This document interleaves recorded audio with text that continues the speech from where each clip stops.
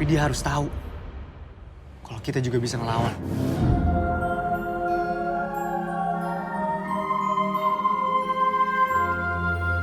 Mencuri Raden Saleh ditulis dan disutradarai oleh Angga Dwi Masa Songko. Bercerita tentang sekelompok anak muda yang berencana mencuri lukisan paling berharga karya Raden Saleh yang berada di Istana Negara. Terdesak karena kebutuhan mereka akan uang yang cepat, mereka tidak punya pilihan lain selain mempersiapkan semuanya matang-matang agar rencana pencurian mereka berhasil dilakukan. Buat saya pribadi, alasan utama buat nonton film ini adalah Angga Dwi Masa Songko. Nggak bisa dipungkiri, video review film-filmnya yang ada di channel ini, somehow videonya yang paling banyak ditonton. Dan di review film-film tersebut, saya juga udah bilang Angga Dwi Masa Songko adalah salah satu sutradara yang saya tandai karena memang kualitas filmnya konsisten bagus. Saya belum kesampaian emang nonton semua film buatannya, tapi dari film-film beliau yang sudah saya tonton, hampir semuanya bikin saya puas, atau setidaknya tidak bikin saya kecewa. Pas pertama diumumin bahwa Angga Dwi Masa Songko bikin film Indonesia bertema heist dengan cast-cast yang bisa dibilang masih tergolong muda, banyak yang meragukan filmnya bakal bagus, termasuk saya sendiri. Saya cuma bisa nandain filmnya tanpa ada kemauan untuk menonton filmnya di bioskop. Let's see lah filmnya seperti apa. Begitupun setelah trailer filmnya dirilis. Jujur filmnya nggak nge-grab saya buat makin bulat nonton filmnya di bioskop. Barulah setelah screening filmnya diadakan, hype akan filmnya mulai keluar. Banyak hal positif yang keluar dari screening film tersebut. Yang paling saya tandai adalah production value. Katanya produksi filmnya cukup berkualitas untuk kelas film Indonesia. Hal inilah yang membuat saya akhirnya memutuskan buat menonton film ini di bioskop.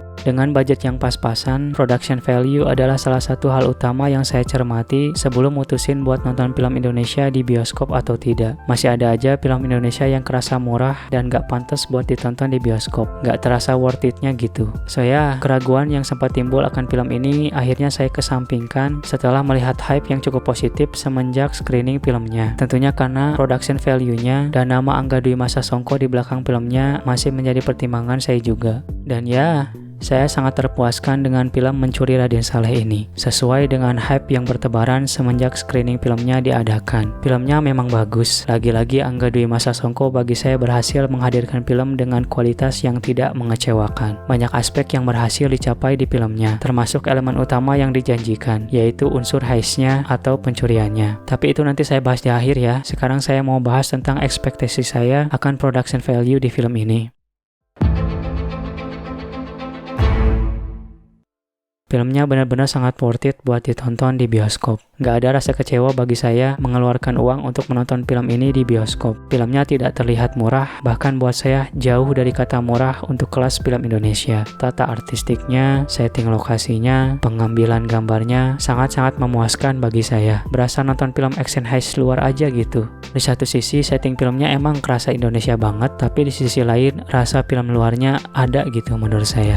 Saya sangat-sangat suka dengan keberanian Angga Dwi Masa Songko mencoba sesuatu hal-hal baru yang jarang dilakukan di film action Indonesia. Ngangkat tema heist dengan cast filmnya yang masih muda-muda, sebenarnya beliau udah berani banget menurut saya. Ini malah makin berani ketika di filmnya beliau berani menghadirkan sesuatu yang berbeda yang jarang ditemuin di film Indonesia, setidaknya buat saya, yaitu adegan one take. I really love this. Banyak adegan antar case-nya yang diambil secara one take. Hal ini berhasil menambah kedalaman emosional dari karakter-karakter yang ada di film ini. Dengan banyaknya karakter yang ada, tentu perlu pembagian porsi dari masing-masing karakter. Nah, bagi saya, adegan one take ini sukses membantu filmnya memberikan pendalaman yang lebih terhadap karakter yang ada di film ini. Bagi seseorang yang suka banget akan adegan one take di film, sangat menyenangkan melihat film Mencuri Raden Saleh ini mengembrace hal tersebut. Memang di film Indonesia lain pasti ada yang melakukan hal ini, tapi yang membuat saya puas dan mengapresiasi film ini adalah keberanian Angga untuk menghadirkan adegan one take yang utuh, tidak hanya untuk adegan antar case-nya aja, tapi juga untuk shoot visual efeknya. Penggunaan visual efek yang dihadirkan secara utuh bagi saya benar-benar membuat film ini di atas film-film Indonesia yang lain secara produksi.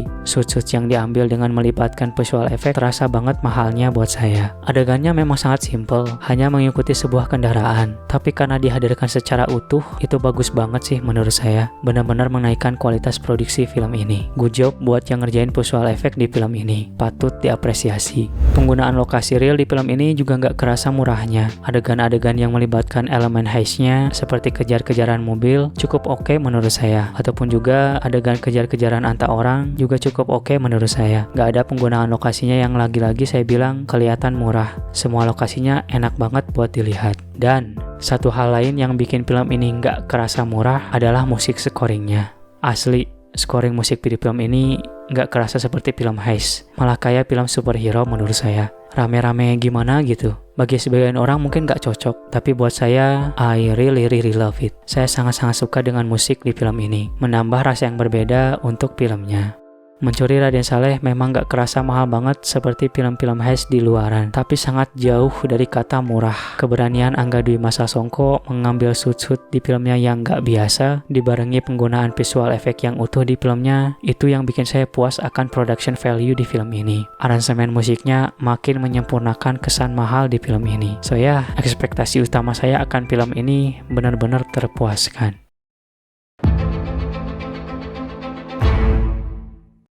Film heist Indonesia dengan cast utamanya yang muda-muda, siapa yang gak meragukan film Mencuri Raden Saleh ini. Tapi setelah menonton filmnya, jujur saya cukup terkejut dengan penampilan semua cast di film ini. Lagi-lagi salut buat Angga Dwi Masa Songko yang berhasil menyutradari aktor-aktor muda ini. Semua castnya tampil dengan cukup baik menurut saya. Ada yang bersinar tentunya, ada yang biasa-biasa aja, ada juga yang masih sedikit canggung. Tapi untungnya hal canggung ini tertutupi dengan chemistry antar karakternya. Lagi-lagi mengimpress one take di filmnya, benar-benar menguji kualitas akting dari aktor-aktor muda ini. Iqbal Ramadan dan Agni Haq bagi saya paling banyak improvement dari kualitas akting dibanding film-film mereka yang sebelumnya saya tonton. Memang masih ada bagian yang kerasa canggungnya buat saya. Di adegan emosional, canggungnya Iqbal masih ada buat saya. Tapi perannya sebagai Piko secara keseluruhan sukses menjadi lead di film ini. Apalagi ia harus beradu akting dengan Dwi Sasono yang berperan sebagai ayahnya. Puncak performanya keluar ketika beradu akting dengan Dwi Sasono. Hubungan keduanya terjalin cukup baik berkat penampilan yang kuat ini. Agni Haq juga ada improvement di film ini, malah bisa dibilang penampilan terbaiknya sejauh ini. Dengan catatan, ketika review ini dibuat, saya belum menonton film KKN di Desa Penari, di mana ia juga ada di film tersebut. Saya cuma lihat dia di film Miro Sableng, Perempuan Tanah Jahanam, dan di film Mencuri Raden Saleh ini. Dari ketiga film ini, tentunya karakter Sarah di film Mencuri Raden Saleh ini yang paling cocok ia perankan. Mungkin karena diberikan cukup durasi buat pendalaman karakternya, jadi penampilan terbaiknya bisa keluar. Well, memang chemistry dia dengan Iqbal nggak sampai ke level yang dapat banget gitu. Tapi hubungan keduanya cukup bisa saya terima.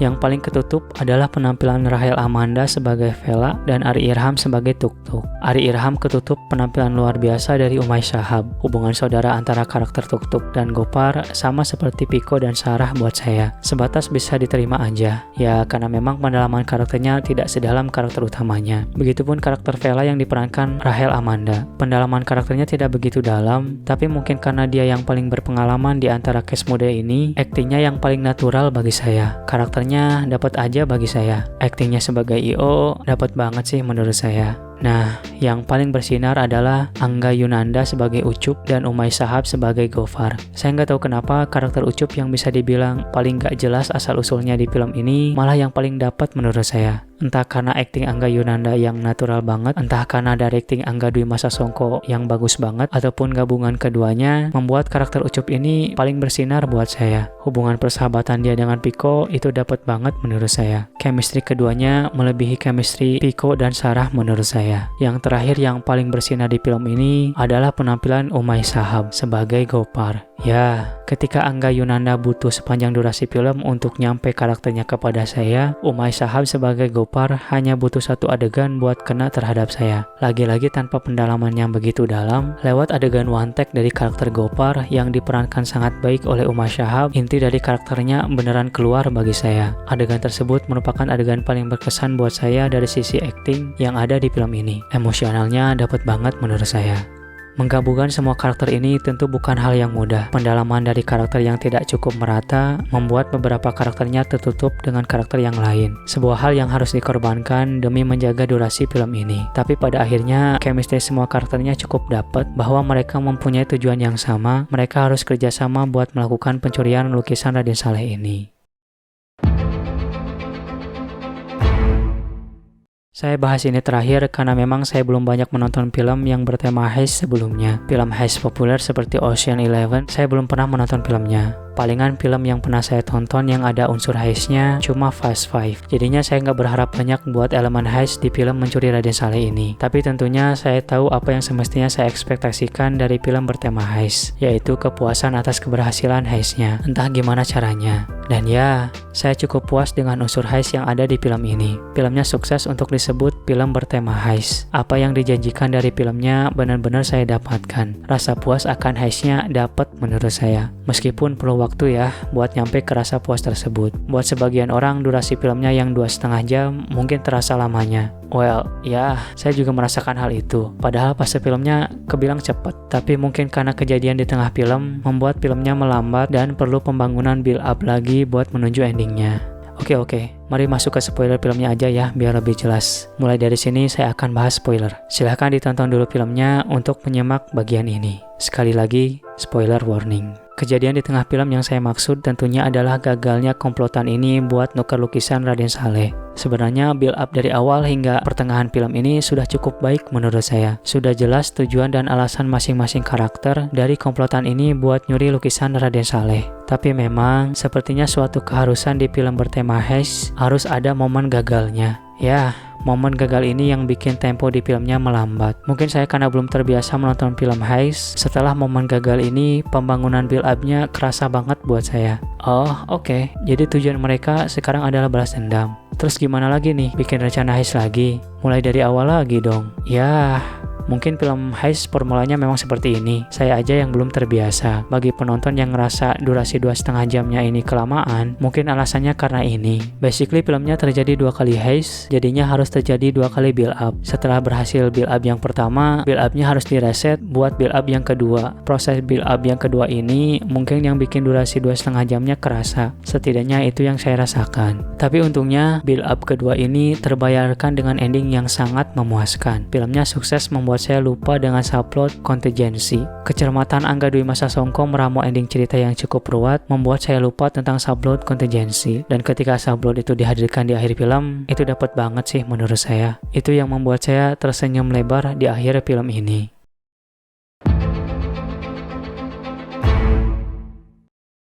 Mencuri Raden Saleh memang bagus seperti yang digembor-gemborkan. Salut banget buat Angga Dwi Masa Songko yang berani mengambil resiko yang riskan. Keraguan semenjak filmnya diumumkan dibalas dengan film yang sangat memuaskan. Racikan film yang menyegarkan disokong dengan production value yang mengesankan. Mengimpress one take dibarengi penggunaan visual effect yang utuh membuat filmnya sangat terasa mahal. Cast filmnya yang juga diragukan berhasil ditampilkan potensinya lewat penyutradaraan yang gak kalah mengesankan. Musik di filmnya juga menambah kesempurnaan. Pembangunan build up yang cukup terasa di pertengahan untungnya dibalas dengan ending yang sangat memuaskan. Benar-benar full senyuman. Mencuri Raden Saleh saya kasih nilai A.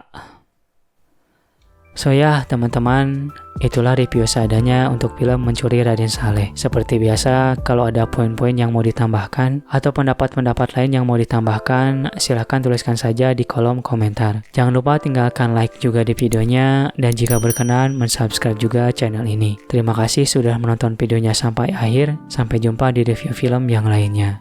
Nama saya Ade, hatur nuhun.